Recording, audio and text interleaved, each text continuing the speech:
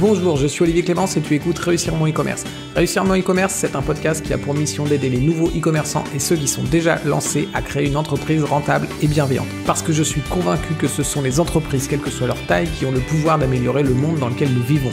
Dans ce podcast, je te partage des conseils, des astuces, des idées et des retours d'expérience pour t'aider à développer ton entreprise de manière respectueuse et élégante. Allez, c'est parti pour un nouvel épisode. Bonjour, j'espère que tu vas bien.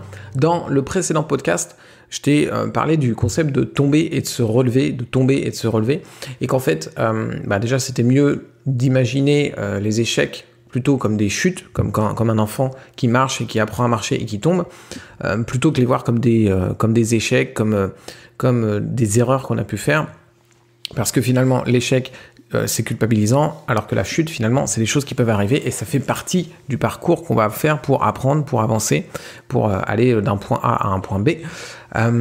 Et en fait, c'est très vrai, c'est que tomber et se relever, c'est super important. Il faut tomber un maximum de fois et se relever toujours pour continuer à avancer. Mais finalement, c'est vrai à une condition. Et c'est pour ça que je voulais compléter un petit peu le précédent podcast avec celui d'aujourd'hui. Parce que tomber pour tomber, ça n'a pas vraiment de sens en fait finalement. C'est intéressant de tomber et finalement du coup d'avoir des échecs et des erreurs à condition que tu apprennes quelque chose de ces erreurs, que tu transformes ces échecs en succès. Et il y a une citation de Nelson Mandela qui dit « Je ne perds jamais, soit je gagne, soit j'apprends ». Et en fait, le secret il est là en fait. C'est toujours de se dire que si tu fais quelque chose et que tu prends le risque de tomber, mais en fait, il n'y a que deux résultats possibles. Le premier, c'est que soit tu gagnes parce que ça a fonctionné, soit finalement, oui, tu tombes, ça ne fonctionne pas, mais au final, tu peux en retirer quelque chose. Et qu'est-ce que tu peux en retirer ? C'est un apprentissage. Et le but, c'est de se dire que dès que tu vas faire quelque chose, tu vas en retirer un apprentissage. Et donc du coup, ça va t'enlever finalement cette peur d'aller vers quelque chose de faire quelque chose de risqué parce qu'au final, tu vas toujours gagner quelque chose. Soit ça va fonctionner, soit tu vas apprendre quelque chose. Par contre, même si c'est un conseil qu'on entend très souvent, c'est pas forcément quelque chose qu'on applique, et en tout cas qu'on applique consciemment. Si tu le fais pas consciemment, tu vas apprendre de tes erreurs, mais ça va être très très long. En fait, tu vas avoir besoin de répéter tes erreurs plein de fois pour finalement que ça s'imprime dans ton cerveau et que tu finisses par plus les faire. C'est comme, je sais pas moi, c'est comme les enfants en fait. Les enfants, eux, ont vraiment tendance à fonctionner comme ça, c'est qu'ils vont faire plusieurs fois les erreurs avant de comprendre qu'il y a des choses qu'il faut vraiment pas faire parce que ça systématiquement ils tombent en fait. Et en fait, nous on a l'avantage de pouvoir prendre du recul, de pouvoir analyser les choses, ce que les enfants ont du mal à faire et ce qui est normal évidemment. Et du coup, on peut éviter d'avoir à refaire 10 fois les mêmes erreurs pour finalement comprendre les choses. Et c'est comme ça que tu vas avancer beaucoup plus vite en fait. C'est en faisant consciemment un effort pour apprendre des erreurs, apprendre des chutes que tu vas rencontrer sur ton parcours en tant qu'entrepreneur. Et comment tu vas faire ça ? La première chose, c'est déjà d'accepter.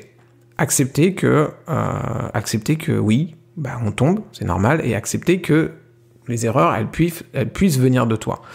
En fait, dans mon entreprise, il y a une valeur qui est super importante, donc je reviendrai peut-être sur le sujet dans un podcast sur le fait de poser les valeurs de son entreprise, mais en tout cas, une valeur qui est importante dans mon entreprise, c'est la responsabilité.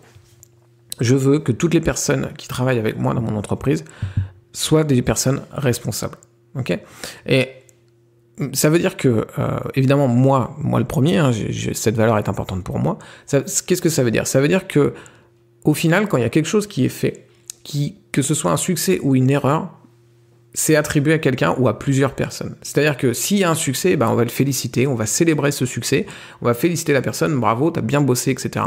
Et ça, je le fais consciemment. C'est-à-dire que quand quelqu'un de mon équipe gère un projet et que ce projet a des bons résultats, etc., je prends vraiment du temps pour le féliciter, pour en discuter avec lui, etc. Ça, c'est important. Et même sur des tout petits succès, ne serait-ce qu'un article qui est bien rédigé où il n'y a pas de problème, voilà, je vais féliciter, je vais le dire, et je vais le faire plein de fois. Ce sera jamais acquis, en fait. Il y a toujours de la responsabilité là-dessus sur un succès. Mais évidemment, il y a la même responsabilité sur les erreurs. Et ce que j'attends, c'est que les personnes de mon équipe reconnaissent les erreurs qu'ils font.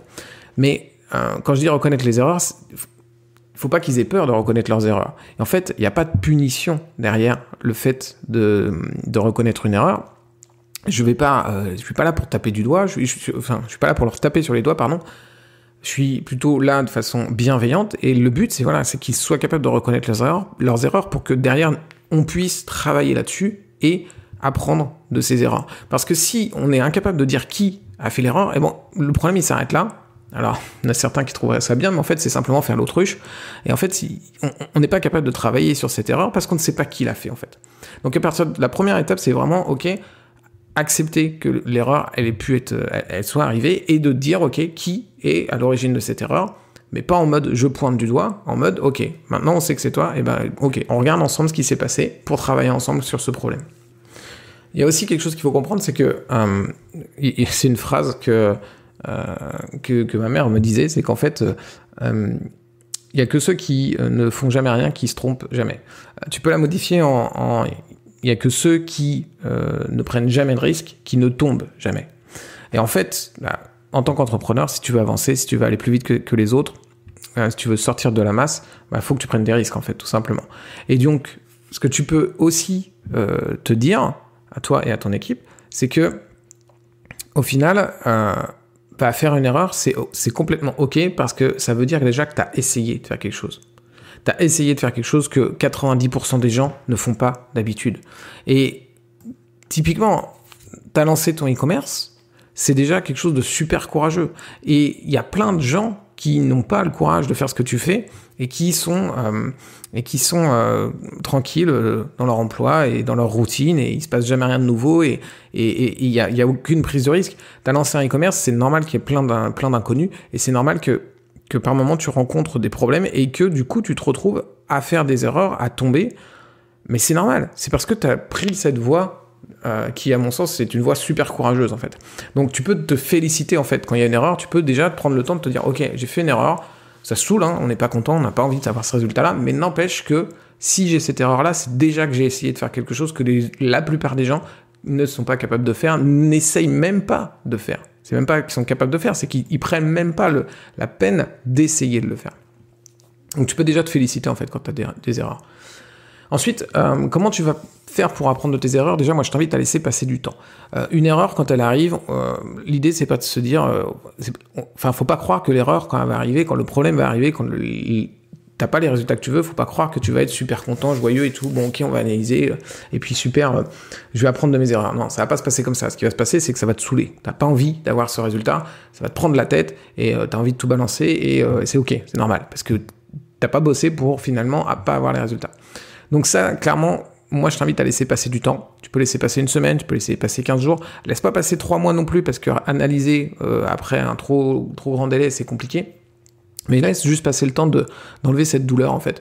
Cette douleur que tu vas avoir au début, qui va t'empêcher justement d'analyser, d'être plutôt objectif. Ça va être compliqué. Ce que tu peux faire, c'est si tu utilises un système de tâches comme moi avec des projets, c'est pas mal de mettre une tâche dans ton projet que tu mets à la fin et que tu mets analyser les résultats, tout simplement. Et cette tâche-là, tu la programmes 3 semaines à la fin, 15 jours après la fin de ton projet, en fait, tout simplement. Et comme ça, tu reviens dessus et tu seras beaucoup plus tranquille, beaucoup plus objectif, et la douleur, elle sera passée, en fait. Donc ensuite, une fois que tu as laissé passer un peu de temps, justement, tu vas analyser. Tu vas analyser qu'est-ce qui a marché. Et tu vas te demander, ok, pourquoi est-ce que ça a marché ? Comment j'aurais pu en faire plus de ce qui a marché?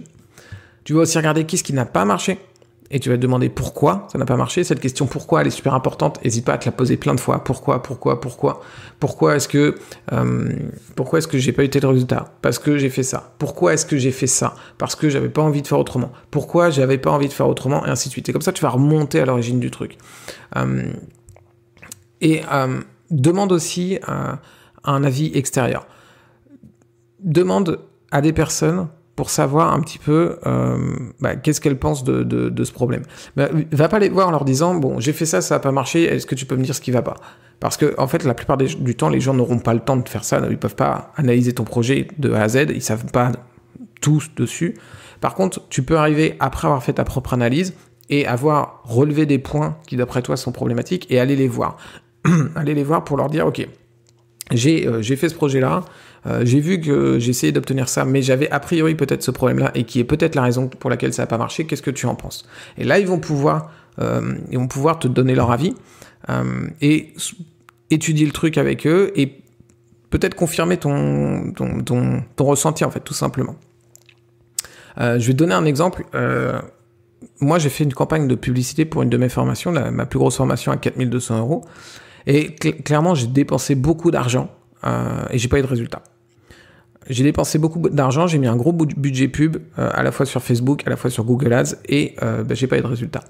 J'étais pas du tout rentable, et pourtant j'ai testé plein de trucs, et voilà, j'étais pas du tout rentable. Clairement, émotionnellement, c'était assez difficile d'avoir perdu des milliers d'euros comme ça pour avoir 0 résultat derrière. C'est même pas quelques ventes, c'est 0 résultat. Donc ma réaction première, elle était clairement de laisser complètement tomber la pub, parce que après tout, je vois pas pourquoi je me prends la tête à vouloir tester la pub, alors que j'ai du référencement naturel à côté qui tourne tout seul et que je me prends pas la tête, ça marche très bien. Je reviendrai sans doute sur ce sujet, pourquoi justement je veux tester la pub alors que j'ai du référencement naturel à côté. Mais en tout cas, ma première réaction, c'était ok, laisse tomber, la pub ça saoule, ça coûte cher, c'est pas aussi intéressant que le référencement naturel, et puis de toute façon, ça fonctionne pas. Clairement, cette réaction, c'est j'ai rejeté la faute sur quelqu'un d'autre que moi. J'ai rejeté la faute sur la pub. J'ai dit la pub, ça fonctionne pas. Ce qui est faux, hein, la pub fonctionne. Il y a plein de gens qui utilisent la pub. Il y a tous les leviers d'acquisition de trafic fonctionnent. Donc le problème, il venait vraiment de moi, il venait de quelque chose que j'ai pas compris. J'ai laissé refroidir. J'ai pris du temps parce que la douleur était trop forte pour que je l'analyse. Maintenant, ça me prenait vraiment la tête d'avoir perdu des milliers d'euros. Et du coup, j'ai laissé passer et je suis revenu dessus, en fait. Je suis revenu dessus et j'ai analysé. Et finalement, en analysant, c'était assez logique finalement que ça fonctionne pas. C'est-à-dire que je fais de la publicité, je touche des gens qui me connaissent très très peu. Je les amène, alors j'avais fait un petit tunnel de vente derrière, mais je les amène dans un tunnel de vente qui est quand même assez court et je leur demande d'acheter un produit à 4 000 €. Finalement, c'est juste que le processus de décision, il est beaucoup plus long que ça pour acheter un produit comme ça. Ce que j'ai fait, c'est que j'ai analysé les ventes que je faisais sur cette formation et j'ai compris qu'en effet, le processus de décision, il était vraiment plus long. Les gens qui me rejoignent, donc des personnes qui n'étaient pas passées par la pub avant, prennent vraiment du temps avant de prendre une décision et de rejoindre ce programme-là de formation. Et du coup, j'ai fait cette analyse-là. Je suis allé voir les entrepreneurs le groupe d'entrepreneurs avec qui on a des réunions régulièrement, et je leur ai exposé ce problème-là, et ils m'ont dit oui, sur un processus comme ça, sur un tarif comme celui-là et sur une formation comme celle-là qui est vraiment demandeuse de temps, le processus de décision, il va être forcément super long. Et ils ont comparé avec eux des produits qu'ils avaient, etc. Et ils avaient la même chose en fait. Et du coup, voilà, j'ai pu analyser ça. Et le résultat, c'est que je vais pas arrêter la pub en fait. Je vais juste trouver une autre manière de faire de la pub et de tester, de faire une autre stratégie pour justement que la pub soit intéressante pour moi. Donc, tu vois que si tu n'analyses pas en fait, ou si tu analyses à chaud, c'est-à-dire quand t'es encore en plein dans la douleur d'avoir eu cet échec, le résultat c'est que souvent tu vas avoir une mauvaise réaction, tu vas sûrement rejeter la faute sur autre chose que toi, parce qu'on n'a pas envie de l'assumer, cette erreur, et au final tu vas pas prendre la bonne décision. Donc clairement, pense à ça, essaie d'analyser tes erreurs, et ce que je t'invite à faire, c'est à prendre une chose qui n'a pas marché, une des dernières choses qui n'a pas marché et que tu avais laissé de côté, de la prendre et de l'analyser, d'essayer de relever des points sur lesquels tu penses que tu aurais pu mieux faire, que tu penses que c'est ça le problème, et ensuite essayer de en discuter avec des entrepreneurs, des personnes qui sont dans ton domaine d'activité, ou même ne serait-ce que des amis avec qui tu penses qui peuvent peut-être te conseiller là-dessus, et pour essayer de relever quelques points qui vont t'aider. Dernière chose que j'ai oublié de te dire juste dans ma mind map, je l'avais pas mis, c'est qu'en fait l'idée c'est pas forcément de trouver toutes les erreurs d'un projet, d'essayer de trouver tout de A à Z pourquoi ça n'a pas marché. Tu peux te contenter de trouver une des raisons pour lesquelles ça n'a pas marché. Le but c'est pas de passer 1 million d'années sur un projet qui a pas marché si en plus derrière tu sais pas si tu vas le refaire. Le but c'est de sortir minimum une chose. Alors évidemment si t'en sors plusieurs c'est bien, mais faut pas y passer trop de temps parce que t'as d'autres choses à faire aussi. Donc sors au moins une chose, au moins un apprentissage de ce projet qui n'a pas fonctionné. Et bah, tu pourras considérer que, bien qu'il n'ait pas fonctionné, tu ressors gagnant quand même de ce projet. Voilà, j'espère que ça t'aidera et je te dis à demain pour un prochain épisode.